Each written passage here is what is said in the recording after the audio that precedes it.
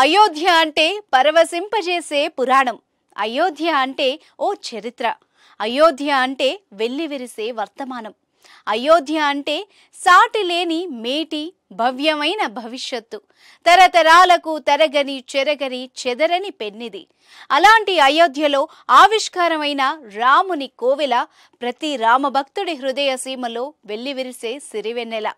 అయోధ్య శ్రీరామ దివ్యాలయం అద్వితీయ ఆధ్యాత్మిక విశ్వ చైతన్య స్వరూపం. Gautam neuro care brain stroke migraine fits brain and spine surgeries కి బెస్ట్ న్యూరో సర్జన్. అప్పుడు ఇప్పుడు ఎప్పుడు అయోధ్య రామ మందిరం భారతీయ ధర్మానికి గుండె చప్పుడు. ఈ నేపథ్యంలో అయోధ్య ఆలయానికి సంబంధించిన విశేషాలేంటో ఇప్పుడు తెలుసుకుందాం. అయోధ్య రామ మందిరంలో రామ్లల్లా ప్రాణ ప్రతిష్ఠ కార్యక్రమం వైభవంగా జరిగింది. ఈ ఘట్టంతో ఎన్నో ఏళ్ల భారతీయుల చిరకాల స్వప్నం సాకారమైంది. శ్రీరాముడి జన్మభూమిలో నిర్మించిన ఆలయంలో బాలరాముడి విగ్రహాన్ని ప్రతిష్ఠించారు. ప్రధాని నరేంద్ర మోదీ స్వయంగా పాల్గొని ప్రాణ ప్రతిష్ఠ చేశారు. ఆ తర్వాత పురాతన శివుడి ఆలయాన్ని పునరుద్ధరించిన కుబేర్తిలాకు ప్రధాని వెళ్లనున్నారు.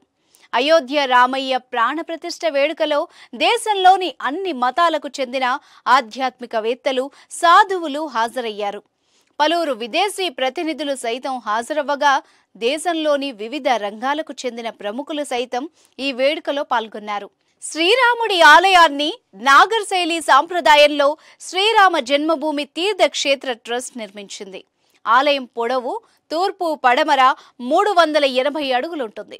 వెడల్పు 250 అడుగులు కాగా 161 అడుగుల ఎత్తుంటుంది. ఆలయంలో 392 స్తంభాలు 44 తలుపులు ఉన్నాయి. ఆలయ స్తంభాలు గోడలపై హిందూ దేవుళ్ళు దేవతల చిత్రాల్ని తీర్చిదిద్దారు. రామ మందిరం ప్రధాన ద్వారం తూర్పు దిశలో ఉంటుంది. సింగ్ గేట్ నుంచి 32 మెట్ల ద్వారా ప్రధాన ఆలయానికి చేరుకోవచ్చు. ఆలయంలో మొత్తం 5 మండపాలుంటాయి.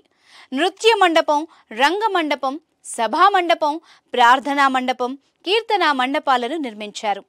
రామ మందిరానికి సమీపంలో సీతాకూప అనే ఓ బావి ఉంటుంది. దీనికి ఎంతో చారిత్రక నేపథ్యం ఉంది. ఆలయ సముదాయం నైరుతి భాగంలోని కుబేర్ తిలక్ దగ్గర జటాయు విగ్రహంతో పాటు పురాతన శివుడి ఆలయాన్ని పునర్నిర్మించారు. ప్రధాన ఆలయంలో గర్భగుడిలో బాలరాముడి విగ్రహాన్ని ప్రతిష్ఠించారు. బాలరాముడి విగ్రహం 51 అంగుళాల పొడవు ఉంటుంది. బాలరాముడి విగ్రహం పక్కన మత్స్య, కూర్మ, వరాహ, నారసింహ, వామన, పరశురామ, రామ, కృష్ణ, బుద్ధ, కల్కి అవతారాల విగ్రహాలు ఉంటాయి. బాలరాముడి విగ్రహం పైభాగంలో ఓం, గణేశ, చక్రం, శంఖం, గద, స్వస్తి గుర్తులుంటాయి. కమల నయనాలను పోలినట్టు బాలరాముడి కళ్లను తీర్చిదిద్దారు. బాలరాముడి విగ్రహం కింద భాగంలో ఒకవైపు హనుమ, మరొక వైపు గరుడు ఉంటారు. ఆలయ పునాది 14 మీటర్ల మందంతో రోలర్ కాంపాక్ట్ కాంక్రీట్తో నిర్మించారు. ఆలయం 100 సంవత్సరాలు ఉండేలా నిర్మించారు.